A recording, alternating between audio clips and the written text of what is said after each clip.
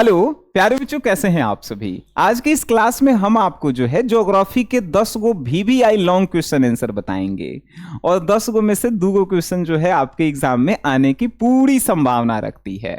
ठीक है प्यारे बच्चों, अगर आपने जो है इसका शॉर्ट क्वेश्चन नहीं देखा है तो इसी चैनल पे जो है 2 इसका शॉर्ट वीडियो अपलोड है, कुछ दिन पहले का होगा। एक वीडियो में 40 क्वेश्चन करवाए थे और एक में 35 क्वेश्चन।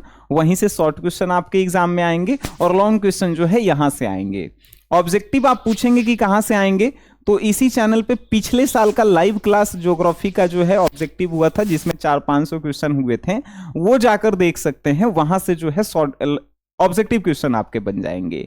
और हमें उम्मीद है कि जिस तरह से आपने इकोनॉमिक्स को जो है गर्दा गर्दा किया, पॉलिटिकल साइंस को गर्दा गर्दा किया, अब गर्दा गर्दा क्यों किए? क्योंकि आपने कोर्स लिया था आर्ट्स का। बहुत सारे बच्चे क्रैश कोर्स लिए थे और बहुत सारे बच्चे जो है कोर्स लिए थे फाउंडेशन मीन्स फुल कोर्स। वहीं में गेस्ट क्वेश्चन छुपाए हुए थे हम, और उसी क्वेश्चन से जो है आपके एग्जाम में आ रहे हैं क्वेश्चन। बच्चे कमेंट बॉक्स में बता देना, जो नए बच्चे आ रहे होंगे उनको मालूम चल जाएगा कि क्वेश्चन कहाँ से आ रहे हैं। ठीक है, आइए आज की इस क्लास में जो है ये जो है ज्योग्राफी के 10 गो क्वेश्चन हम लोग करते हैं। पहला क्वेश्चन है कि अंतरराष्ट्रीय व्यापार में सुएज नहर मार्ग का जो है महत्व बताइए। अंतरराष्ट्रीय व्यापार मतलब समझते हैं एक देश का दूसरे देश के साथ जो है बिजनेस करना, व्यापार करना। जैसे भारत जो है किसी दूसरे देश के साथ, जैसे अमेरिका चाइना के साथ जो है व्यापार करेगा तो वो क्या कहलाएगा? अंतरराष्ट्रीय व्यापार कहलाएगा। राष्ट्रीय व्यापार क्या कहलाता है? तो देश में ही व्यापार करना राष्ट्रीय, और देश से बाहर यानी दूसरे देश से व्यापार करना अंतरराष्ट्रीय। लेकिन क्वेश्चन पूछा अंतरराष्ट्रीय व्यापार में इस सुएज नहर मार्ग की जो है क्या महत्व है, तो आप आंसर क्या देंगे? अंतरराष्ट्रीय व्यापार में सुएज नहर मार्ग का यह महत्व है कि सुएज नहर क्या करता है? भूमध्य सागर को लाल सागर से जोड़ देता है। अब भूमध्य सागर को लाल सागर से जोड़ देता है तो पहले के जो पानी वाले जहाज थे जो अंतरराष्ट्रीय व्यापार के लिए सामान ले जाते थे, ले आते थे, जो अफ्रीका से घूम करके जो है जाते थे, वो जो है अब कम समय में सीधे पहुंच जाते हैं। उनका ईंधन बचता है, मतलब पेट्रोल डीजल बचता है, उनको जो है समय कम लगता है। तब व्यापार जो है दोनों देशों का तेजी से होता है और व्यापार से जो है देश विकसित हो रहा है। तो इसमें पूरा जो है कारण कौन रहा? सुएज नहर रहा। जैसे मान के चलिए आपके गांव से जो है मार्केट में एगो रास्ता जो है एकदम टेढ़ा टेढ़ा जाके 1 घंटा जाए में लगता है। सरकार का किया कि एगो रास्ता आपके गांव में ऐसा बना दिया कि जौन रास्ता जाए में 10 घंटा लगता था आप 10 मिनट में चल जा रहे हैं। तो आपसे पूछेगा कि उस शॉर्ट रास्ता का महत्व क्या है, तो वैसे ही आपको इसका महत्व लिखना है कि अंतरराष्ट्रीय व्यापार में सुएज नहर का क्या महत्व है। बात सुएज नहर मार्ग का, मार्ग मीन्स रास्ता का क्या महत्व है, बात समझ में आ रही है। आप लिख देंगे कि सुएज नहर जो है भूमध्य सागर को लाल सागर से जोड़ती है और यूरोप तथा एशिया के बीच में सबसे छोटा जो है समुद्री मार्ग है। ठीक है जी। इस नहर के कारण जहाजों को अफ्रीका का चक्कर नहीं लगाना पड़ता है, जिससे समय और ईंधन जो है क्या होता है? बचता है। याद रखिएगा, यह मार्ग यूरोप, पश्चिम एशिया, दक्षिण एशिया, पूर्वी अफ्रीका के बीच व्यापार के लिए अत्यंत महत्वपूर्ण है। विश्व के पेट्रोलियम व्यापार का जो है बड़ा भाग इसी मार्ग से होता है, जिससे इसका आर्थिक और सामरिक महत्व और बढ़ जाता है। हमने जो है अपने अकॉर्डिंग छोटा आंसर लिखा है, आप इसको मिला करके जो है बड़ा कर दीजिएगा कि 5 में 5 नंबर मिल जाए। 5 नंबर का मतलब क्या होता है? कम से कम 10 से 15 लाइन में आपको क्वेश्चन का आंसर देना होता है। बात समझ गए? और आंसर देने का भी तरीका होता है। जैसे देखिए यहां से हमने जो है खत्म कर दिया तो फिर जो है यहां से शुरू हुआ है। ठीक है, तो पैराग्राफ चेंज इसको बोलते हैं। पैराग्राफ चेंज जो है कंप्यूटर जो है यहां से यहां करता है, लेकिन आप क्या करेंगे कि यहां लिखेला खत्म किए हैं तो यहीं से शुरू करेंगे। ठीक है, चलिए तो ये जो है आपको समझ में आया अंतरराष्ट्रीय व्यापार में सुएज नहर मार्ग का क्या महत्व है। तो अंतरराष्ट्रीय व्यापार में सुएज नहर मार्ग जो है एक समुद्री मार्ग है जो भूमध्य सागर को लाल सागर से जोड़ती है और 2 देशों के बीच में, 2 महाद्वीपों के बीच में जो है व्यापार करने में सुविधा देती है। क्योंकि पहले जहाज घूम करके जाता था अफ्रीका, लेकिन अब सीधे जो है चल जाता है। जिसके कारण समय और तेल बचता है और व्यापार भी जो है धीरे धीरे विकसित होता है। और ये मार्ग जो है ज्यादातर विशेष हो जाता है क्योंकि इस मार्ग से जो है पेट्रोलियम का आदान प्रदान होता है दो देशों के बीच में। ठीक है, अब जो है नेक्स्ट क्वेश्चन बच्चा जी आपके स्क्रीन पे आता है। क्वेश्चन क्या कहता है कि बताइए भारत में धान के उत्पादन एवं वितरण पर विवेचना। ये क्वेश्चन आपके लिए बहुत ही इंपॉर्टेंट है। क्यों इंपॉर्टेंट है पता है? 2025 में क्वेश्चन पूछा था कि भारत में गेहूं उत्पादन एवं वितरण का विवेचना कीजिए। तो 2025 में गेहूं पूछा तो 26 में एकदम चांस बनता है कि धान वाला क्वेश्चन आपसे पूछेगा ही पूछेगा। तो धान वाला क्वेश्चन आपसे पूछेगा तो आप इसका उत्तर दे दीजिएगा। कैसे दीजिएगा? तो धान भारत की जो है प्रमुख खाद्यान्न फसल है और यह देश की अधिकांश जनसंख्या का जो है मुख्य भोजन है। समझ गए? धान जो है भारत के वो प्रमुख का है खाने वाला फसल है, जो भारत में बहुत सारे लोगों का जो है पहला भोजन है। पहला भोजन मतलब रोटी खाना छोड़ सकता है आदमी, लेकिन चावल खाना नहीं छोड़ सकता है। ठीक है, धान की खेती के लिए जो है क्या चाहिए? अधिक तापमान चाहिए, अधिक वर्षा चाहिए और उपजाऊ जलोढ़ मिट्टी चाहिए। ये 2 नंबर में क्वेश्चन पूछा तो आंसर आप दे सकते हैं। बात समझ में आई कि धान के उत्पादन एवं वितरण पे अभी तो हम बताए ही नहीं हैं। अभी तो भारत में धान क्या बोले तो धान जो है भारत की प्रमुख फसल है, जो भारत की अधिकांश जनसंख्या की जो है पहली पसंद की भोजन है। ठीक है, इसको उगाने के लिए अधिक तापमान चाहिए, पानी चाहिए, जलोढ़ मिट्टी चाहिए, तब जाके धान अच्छा होता है। ठीक है, अब कहा कि उत्पादन एवं वितरण पे जो है आपको विवेचना करना है। तो कैसे लिखेंगे कि भारत में धान का उत्पादन, और यहां पे डैश देकर तीर के निशान देकर लिखेंगे कि भारत में धान जो है मुख्यतः पश्चिम बंगाल में, उत्तर प्रदेश में, पंजाब में, बिहार में, उड़ीसा में और आंध्र प्रदेश, तमिलनाडु और चंडीगढ़ में होता है। अगर इतना राज्य के नाम याद रहे तो आप 3 को भी लिख सकते हैं कि पश्चिम बंगाल हो गया, उत्तर प्रदेश हो गया, बिहार हो गया, जहां धान जो है मुख्य रूप से उगाया जाता है। क्यों उगाया जाता है? तो यहाँ पे बारिश जो है अधिक मात्रा में होती है, यहाँ पे जो है जलोढ़ मिट्टियां पाई जाती है और यहाँ पे बारिश तो होबे करती है, जलोढ़ मिट्टियां पाई ही जाती है और यहाँ पे साल भर में कम से कम 6-7 महीना टेम्परेचर भी हाई रहता है, जिसके कारण जो है इन राज्यों में जो है धान की फसल यानी उत्पादन अधिक मात्रा में होती है। और ये जो है भारत में धान का सबसे ज्यादा जो है अगर उत्पादन होता है तो इन राज्यों में होता है। अब कहा उत्पादन के बाद वितरण के बारे में बताएंगे, तो लिखेंगे फिर कि भारत में धान का वितरण, और उसमें डैश देके लिखेंगे कि भारत में धान जो है तमिलनाडु बोले नहीं, क्या बोले, पश्चिम बंगाल, उत्तर प्रदेश, बिहार, यहां से धान जो है भारत के अन्य राज्यों में जो है पहुंचाए जाते हैं, जिससे अन्य राज्य के लोग भी जो है धान के इस फसल को जो है अपना भोजन जो है बनाए हुए हैं, अपने जीवन का एक प्रमुख भोजन बनाए हुए हैं। और भारत का जो है अधिकांश जो है खाद्य पदार्थ बिकने वाला जो है ये धान है, जिससे लोग जो हैं अपने जीवन यापन को चला भी रहे हैं और दूसरों का जो है पेट भी भर रहे हैं। मतलब ऐसे आपको बना करके लिखना होगा जिससे आपको 5 में 5 नंबर मिले। बात समझ में आ रही है? हमने क्या कहा कि हमने अपने अकॉर्डिंग छोटा आंसर लिखा है कि हम पढ़ेंगे और आपको समझा देंगे तो आप 5 नंबर में उसको लिख के आएंगे। नेक्स्ट क्वेश्चन क्या कहता है उसको समझिए बच्चा। क्वेश्चन कहता है कि यूरोप के वो जल मार्ग का जो है विवरण दीजिए। ये हम अपने से ऐड किए हैं।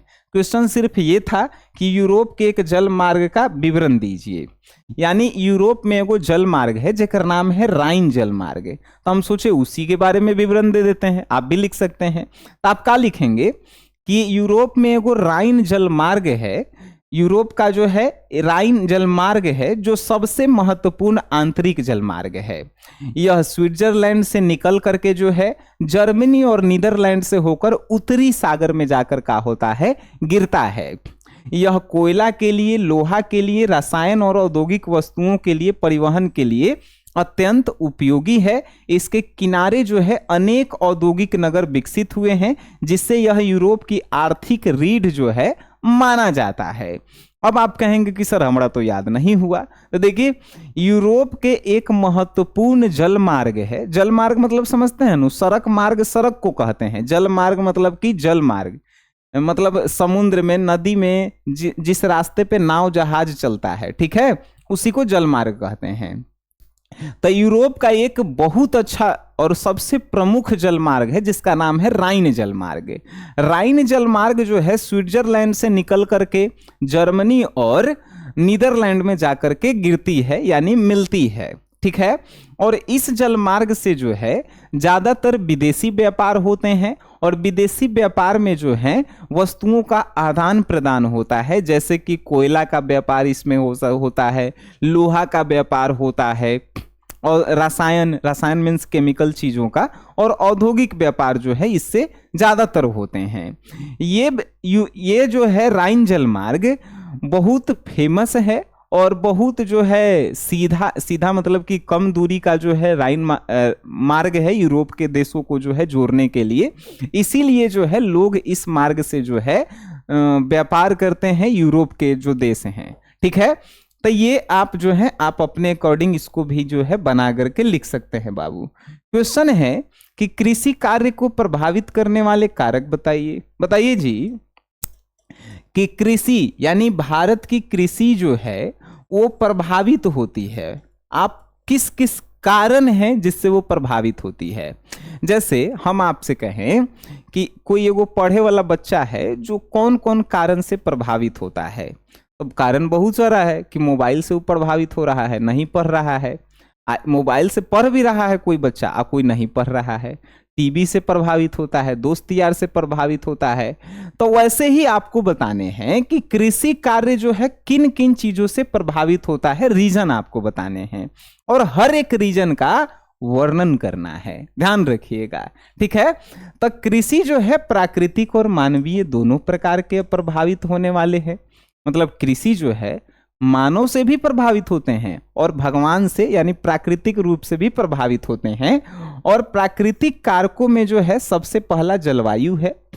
मतलब अगर पानी ज्यादा आ जाए खेत में तो भाई कृषि नहीं हो पाएगा, पानी अगर कम आएगा तो कृषि नहीं होगा। तो जलवायु से भी प्रभावित, मिट्टी से भी, उपजाऊ मिट्टी होती है, कहीं कहीं जो है कैसन मिट्टी होता है कि फसलें नहीं होता है, जिसको बंजर भूमि कहते हैं। उसके बाद तापमान होता है, अगर साल भर ठंडे रहेगा तब फिर खेती होगा जी। तो इसीलिए जो है मौसम, तापमान भी जो है मैटर करता है, वर्षा भी मैटर करता है, और वहाँ का जमीन का आकार भी मैटर करता है कि जमीन ऐसे है, खारा है जमीन, कि ऐसे है कि ऐसे है, ठीक है। तो वो स्थलाकृति भी जो है प्रमुख है।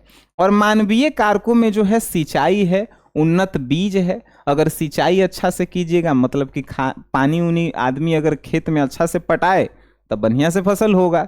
उन्नत बीज मतलब बढ़िया जो है बिया डालेगा तो बढ़िया से फसल होगा।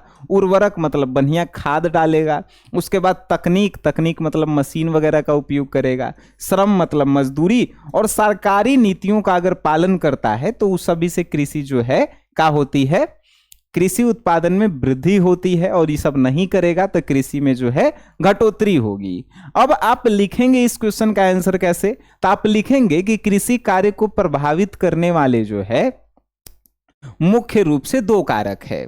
पहला प्राकृतिक कारक, प्राकृतिक कारक में डैश दे के लिखेंगे कि प्राकृतिक रूप से कृषि जो है प्रभावित होती है। जैसे वर्षा का अगर कम आती है तब फसल कम होती है, वर्षा अधिक आती है तब भाई फसलें नष्ट हो जाता है।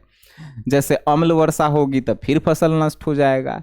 फिर बाढ़ का आना, फिर आप कह सकते हैं कि वहाँ की उपजाऊ भूमि अगर नहीं होगी तो फसल कम होगा। तो ये सब आप बना बना के लिखेंगे। फिर मानवीय कारक में लिखेंगे कि अगर मानव जो है खेत को अच्छा से पटाए तो फसल उसका अच्छा होगा, अच्छा बीज डाले तो फसल उसका अच्छा होगा, अच्छा से जो है वो जो है क्या करे, मेहनत करे तो उसका फसल अच्छा होगा। तो बहुत सारे आप जो है लिख सकते हैं, ठीक है बच्चा। नेक्स्ट क्वेश्चन रटिएगा, आपको याद नहीं होगा। क्वेश्चन देखिए, आकृति के आधार पे जो है ग्रामीण अधिवास का वर्णन कीजिए। ग्रामीण अधिवास मतलब गांव में रहने वाला घर, ठीक है जी। तो आकृति के आधार पे ग्रामीण अधिवास का वर्णन आप कर सकते हैं कि नहीं कर सकते हैं? बिल्कुल आप कर सकते हैं।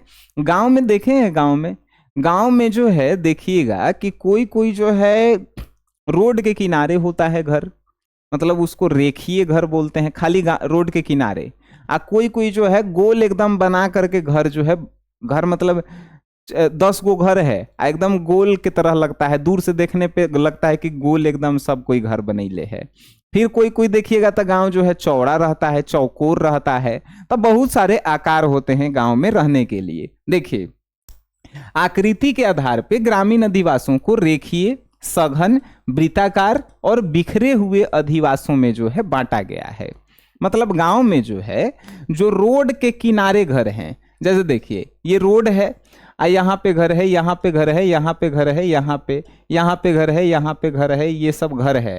तो ये जो है देखिए रेखा के तरह है सीधा, तो वो रेखीय होता है।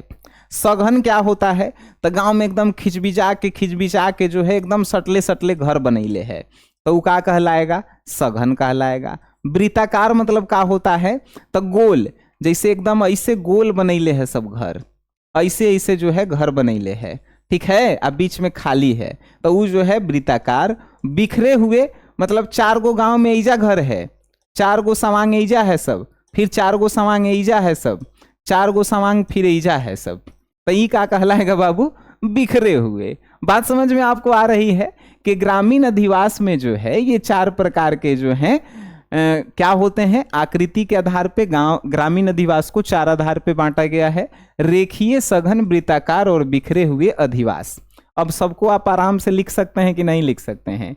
रेखीय अधिवास में आप डैश दीजिएगा, लिखिएगा कि सड़कों या नदियों के किनारे जो घर गांव में बने हुए रहते हैं, उन घरों को हम लोग रेखीय अधिवास कहते हैं। और उन लोगों में जो है ज्यादातर या तो पढ़े लिखे रहेंगे या तो अनपढ़। अगर रोड के किनारे जिनका घर है उन लोगों में ज्यादातर एजुकेटेड रहते हैं, नदी के किनारे ज्यादा है तो आप अनपढ़ कह सकते हैं, आर्थिक स्थिति से कमजोर कह सकते हैं। देखिए, रोड के किनारे कौन घर बनाएगा? जेकरा भी पैसा रहता है, अमीर रहता है सब, और नदी के किनारे जो गरीब रहेगा, तो ये कह सकते हैं आप। फिर सघन अधिवास का कहेंगे कि मैदानी भागों में मिलते हैं, मैदानी इलाका में जो है सघन अधिवास मिलता है। मैदानी इलाका मतलब जहाँ पे क्या बोलते हैं, बालू वाला इलाका, ठीक है। और जबकि बिखरे हुए अधिवास कहाँ पे होते हैं? तब पर्वतीय क्षेत्र में, पर्वत वाला क्षेत्र में 4 गो घर यहाँ, 4 गो घर वहाँ, 4 गो घर वहाँ।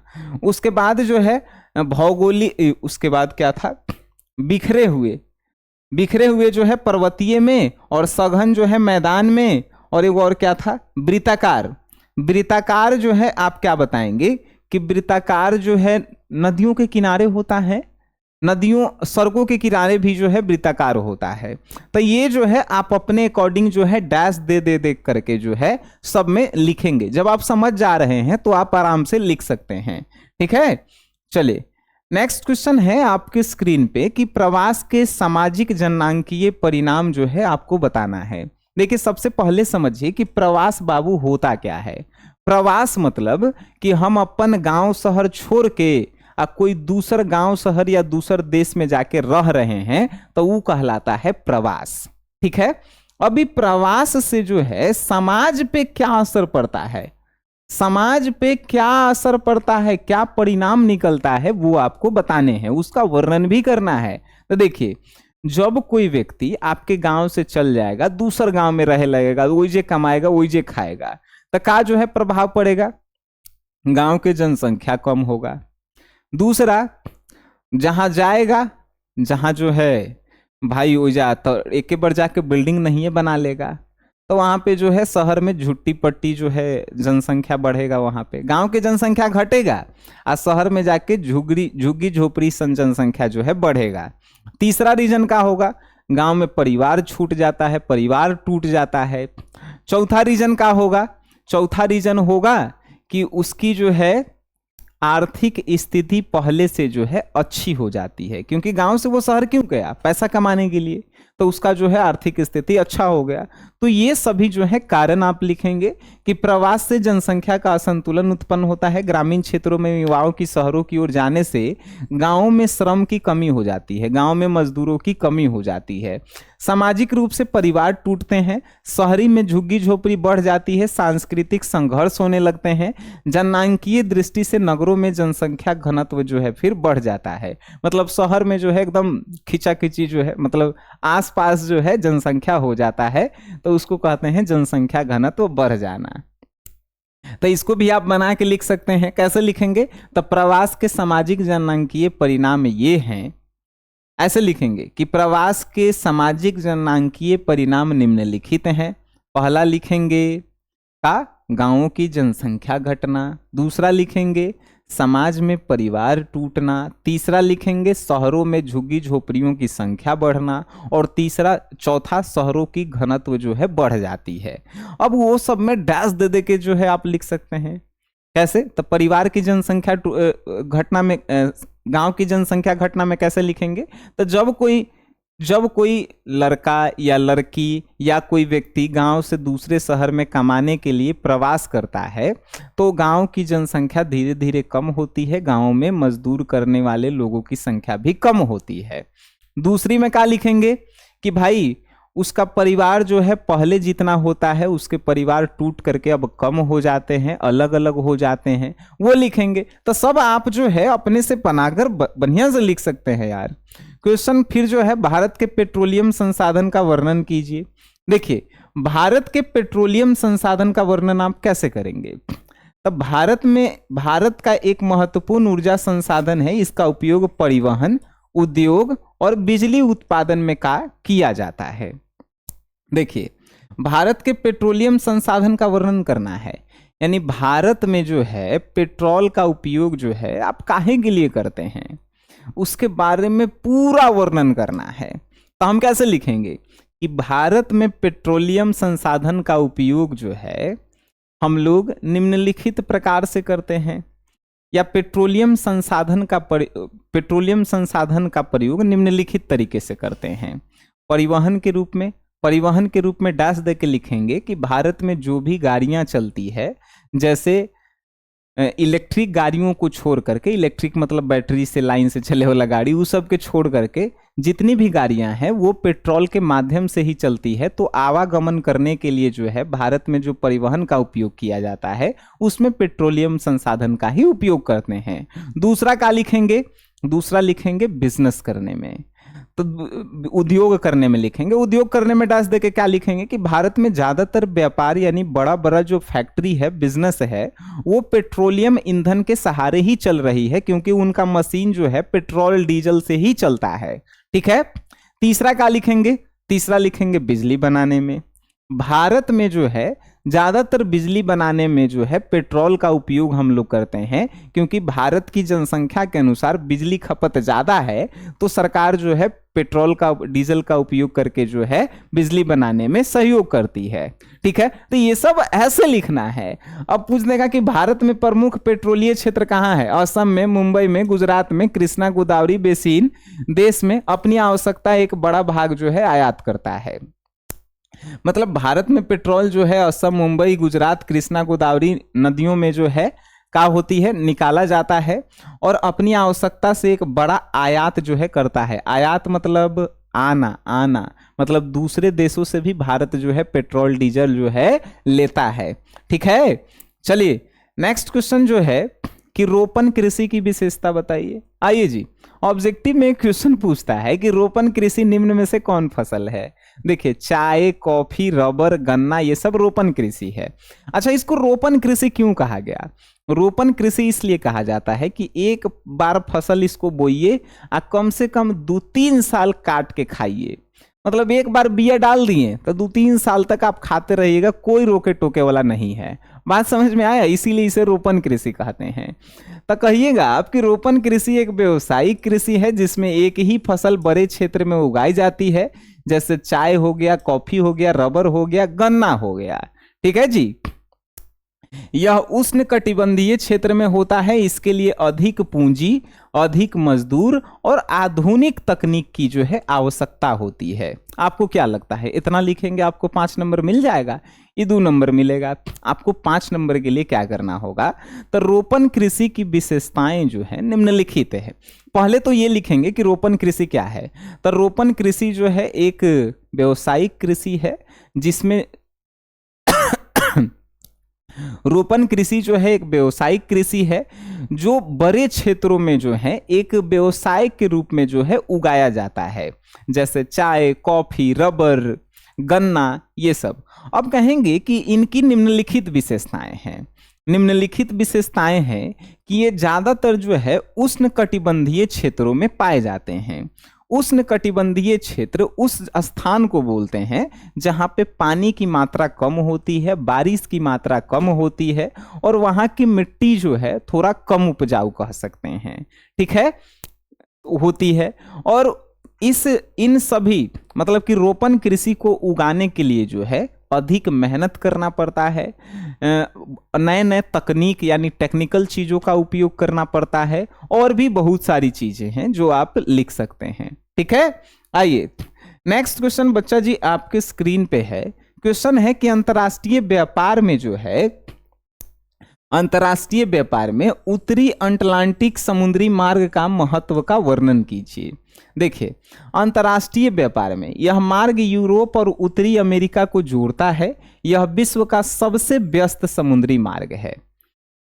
अंतर्राष्ट्रीय व्यापार मतलब पहले ही पहला क्वेश्चन याद कीजिए। अंतर्राष्ट्रीय व्यापार मतलब एक देश जब दूसरे देश के साथ व्यापार करता है तो उसे अंतर्राष्ट्रीय व्यापार कहते हैं। एक शहर जब दूसरे शहर के साथ व्यापार करेगा तो उसे क्या कहेंगे, राष्ट्रीय व्यापार। जैसे हम पटना में हैं, आप मुजफ्फरपुर में हैं। अब पटना और मुजफ्फरपुर में व्यापार होगा तो क्या होगा, राष्ट्रीय होगा। अगर पटना दिल्ली में होगा तो क्या होगा, राष्ट्रीय होगा। लेकिन भारत जब अमेरिका चाइना से करेगा तो क्या होगा, वो अंतर्राष्ट्रीय होगा। तो अंतर्राष्ट्रीय व्यापार में अटलांटिक समुद्री मार्ग का क्या महत्व है, वर्णन करेला है। क्वेश्चन बड़ी इंपॉर्टेंट है। आप कैसे वर्णन करेंगे कि भाई यह मार्ग यूरोप और उत्तरी अमेरिका को जोड़ता है। कौन मार्ग, तो उत्तरी अटलांटिक समुद्री मार्ग जो है यूरोप और अमेरिका को जोड़ता है और यह विश्व का सबसे व्यस्त समुद्री मार्ग है। व्यस्त मतलब बिजी, सबसे ज्यादा बिजनेस जो है इसी मार्ग से होता है, ठीक है। औद्योगिक देशों के बीच व्यापार होने के कारण इस मार्ग से निर्मित वस्तुएं, कच्चे माल और खाद्यान्नों का जो है परिवहन होता है। आपको क्या लगता है, 2 लाइन लिखेंगे आपको 5 नंबर मिलेगा? नहीं, आपको महत्व का वर्णन करना है। मतलब उत्तरी अटलांटिक समुद्र का महत्व क्या है, देखिए कैसे लिखेंगे। आइए थोड़ा समझते हैं। सबसे पहले लिखेंगे ये ऊपर वाला लाइन कि उत्तरी अटलांटिक समुद्री मार्ग जो है यूरोप और उत्तरी अमेरिका को जोड़ता है और यह विश्व का सबसे व्यस्त समुद्री मार्ग है। इस मार्ग की जो है निम्नलिखित विशेषताएं हैं। अब विशेषताएं क्या है, तो यह व्यापार करने के लिए जो है अच्छा, मतलब अंतर्राष्ट्रीय व्यापार करने के लिए। अब अंतर्राष्ट्रीय व्यापार में डैश दे के लिखेंगे कि अटलांटिक समुद्री मार्ग का उपयोग जो है एक देश दूसरे देश के साथ जो है काफी सरल तरीका से कर सकता है, मतलब आसानी तरीका से कर सकता है, क्योंकि ये विश्व का जो है सबसे अच्छा व्यापारिक मार्ग माना जाता है। अब दूसरा विशेषता का लिखेंगे कि इस मार्ग से जो है काफी सारी वस्तुओं का जो है आदान प्रदान होता है। मतलब इस मार्ग से वस्तुओं का आदान प्रदान होता है। इसमें डैश दे के क्या लिखेंगे कि उत्तरी अटलांटिक समुद्री मार्ग से जो है 2 देशों या अन्य देशों के बीच में जो है उन चीजों का आदान प्रदान होता है जिससे जो है उस देश का जो है सतत विकास होते रहे, ठीक है। अब जो है तीसरा क्या लिखेंगे कि इस मार्ग से ज्यादातर जो है कच्चा माल का जो है क्या होता है, व्यापार होता है। अब कच्चा माल में क्या हो गया, कच्चा माल में जो है पेट्रोल हो गया, कोयला हो गया, उसके बाद जो है क्या बोलते हैं, धातु वगैरह हो गया। तो ये सब जो है इस मार्ग से जो है एक स्थान से, एक देश से दूसरे देश में जो है भेजा जाता है, ठीक है। और भी आप जो है इसके बारे में लिख सकते हैं, वो डिटेल्स जो है आप गूगल वगैरह पे देख लीजिएगा, या आप ऑलरेडी जो है हमारे कोर्स लिए होंगे, आपको इसका आंसर मिल गया होगा। क्वेश्चन जो है, ग्रामीण अधिवास के 5 प्रतिरूप की विवेचना कीजिए। पीछे हम लोग देखे थे ना ये क्वेश्चन कि गांव में अधिवास कितने प्रकार के हैं, रेखीय हैं, सघन है, वृत्ताकार है, बिखरा हुआ है और तारानुमा है। ये सब तो तुम लोग देखा ही है, तो इसके बारे में पीछे पढ़े हैं, ये आप लिख देंगे। और जो है कौन सा है, भारतीय कृषि की क्या समस्याएं हैं। देखिए जी, पीछे को क्वेश्चन पूछा था कि भारतीय कृषि के कार्य के जो है महत्व बतावेला है। भारतीय कृषि का कार्य था या भारतीय कृषि पे जो है किस चीज का प्रभाव पड़ता है, ये था, नहीं था। हाँ, भारतीय कृषि तो सेम वैसा ही है कि भारतीय कृषि के सामने समस्या क्या है, भारतीय किसानों के सामने समस्या क्या है। तो भारतीय किसानों के सामने समस्या है कि उनके पास भूमि नहीं है, उनके पास सिंचाई के जो है साधन नहीं है, उनके पास तकनीक नहीं है जो चाइना अमेरिका यूज करता है उसके वैसा तकनीक नहीं है। ये सभी समस्या हैं और इन सभी समस्याओं में डैश दे दे करके लिखेंगे। जैसे छोटा, पहले क्या लिखेंगे कि भारतीय कृषि की निम्नलिखित क्या है समस्याएं हैं। पहला लिखेंगे कि भूमि का छोटा होना, भूमि के छोटा होना में डैश देके क्या लिखेंगे कि भारत के ज़्यादातर किसानों के पास जो है खेती करने के लिए उनके पास ज़रूरत के अनुसार ज़मीन नहीं है, क्योंकि भारत की जनसंख्या धीरे धीरे बढ़ रही है, बढ़ने के कारण जो है कृषि का ज़मीन धीरे धीरे छोटा होते जा रहा है, तो ये एक समस्या है। दूसरा लिखेंगे सिंचाई की कमी। तब भारत में जो है मौसम जो है हर साल मौसम जो है साल भर में बदलते रहते हैं लगभग 4 बार, शरद ऋतु, बसंत ऋतु, तो ग्रीष्म ऋतु, तो शीत ऋतु। तो ये सब बदलने के कारण जो है फसलों को जो है उच्च सिंचाई नहीं मिल पाती है, मतलब खेत बढ़िया से नहीं पड़ता है, जिसके कारण जो है भारतीय किसानों को जो है समस्याओं का सामना करना पड़ता है। तीसरा लिखेंगे का भाई तकनीक। तकनीक में क्या लिखेंगे, तकनीक में लिखेंगे कि भारतीय किसानों के पास जो है अन्य देशों की अपेक्षा उतना तकनीक नहीं है, जिसके कारण जो है अन्य देशों की तुलना में भारतीय किसान जो है उत्पादन कम कर पाते हैं। ठीक है, ये लिखेंगे। बात समझ में आ रही है ना आपको हम क्या बता रहे हैं। चले, बहुत बढ़िया। ये क्वेश्चन 12 नंबर पीछे आप किए होंगे कि भारत में पेट्रोलियम क्षेत्र का जो है वितरण बताइए। तब भारत में पेट्रोलियम क्षेत्र जो है असम में है, मुंबई में है, उसके बाद जो है गुजरात में है, असम, मुंबई, गुजरात में। और उसमें जो है हमने जो क्वेश्चन बताया उसी का जो है आपको आंसर बता देना है। इसमें लगभग टोटल 2 गो क्वेश्चन मैच कर गया तो 10 गो क्वेश्चन रहा। 10 गो क्वेश्चन आपके दिमाग में रहने चाहिए और एक क्वेश्चन जो है आप सभी से पूछेगा, कौन वाला, भारत के मानचित्र बनावे वाला। भारत के मानचित्र बनावे वाला जो है क्वेश्चन जो है आपसे पूछेगा ही पूछेगा। एक बात ध्यान रखिएगा, सब्जेक्टिव जो है 6 गो क्वेश्चन पूछेगा, 3 वो आपको बना के आने हैं। ठीक है लड्डू। मानचित्र कैसे बनता है, तब पेंसिल से पहले 2 गो ऐसे बना लेना, बना लोगे पेंसिल से। अब जो है ऊपर तुम दिल बनाना, दिल बना के इसको ऐसे लाना और यहाँ पे जो है ऐसे और फिर यहाँ पे ऐसे बना लेना। देखा कितना आसान है। मतलब हम तो अच्छा भारत का मानचित्र नहीं बना पाए और ना ही तुम एक दिन में भारत का मानचित्र बना पाओगे, लेकिन हमने जैसे आप कभी सीखे ही नहीं है बनाने के लिए, अब सीखे ही नहीं है और आपको जो है आता भी नहीं है, तो आप क्या करेंगे, आप भी ऐसे ही बनाएंगे। पेंसिल से बनाइएगा, 1-2 बार जो है घर प्रैक्टिस कर लीजिए, आपको आ जाएगा। फिर आप जो है 2023 से 2020 से लेके 2025 तक देखिए कि उसमें कौन कौन जगह को जो है इसमें दर्शाने के लिए कहा है। ज़्यादातर जानते हैं कौन कौन कहेगा, ज़्यादातर कहता है जमशेदपुर को दर्शाइए, जमशेदपुर। उसके बाद कहेगा हैदराबाद को दर्शाइए, ठीक है, हैदराबाद को कहा है। उसके बाद जो है पटना को कहा है, उसके बाद जो है उदयपुर को कहा है, उसके बाद जो है जयपुर को कहा है।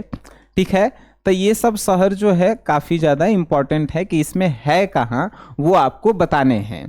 तो मानचित्र एगो कन्फर्म है कि आपसे आएगा ही आएगा। ठीक है, तो मानचित्र जो है आप बना लीजिएगा। बाकी हमने ये 10 क्वेश्चन का जो है पीडीएफ आपको कमेंट बॉक्स में दे दिया है, वहां से जो है आपको मिल जाएंगे। और शॉर्ट क्वेश्चन भी आप देख लीजिएगा। और हमने जो ऑब्जेक्टिव पिछले साल करवाया है वो लाइव सेक्शन में जाके आप ज्योग्राफी वाला देख सकते हैं, आपके लिए इंपॉर्टेंट है। ठीक है, इतना बस पढ़ के चल जाइएगा, आपका ज्योग्राफी का पेपर जो है गर्दा गर्दा जाएगा। ठीक है, बाकी आप सभी के ऊपर माँ सरस्वती का आशीर्वाद बना रहे, हमारा साथ हमेशा है, जीवन के अंतिम समय तक रहेगा। आप सभी को आपकी परीक्षा के लिए ऑल द बेस्ट, और आप सभी जो है खूब तरक्की करें। धन्यवाद आप सभी का।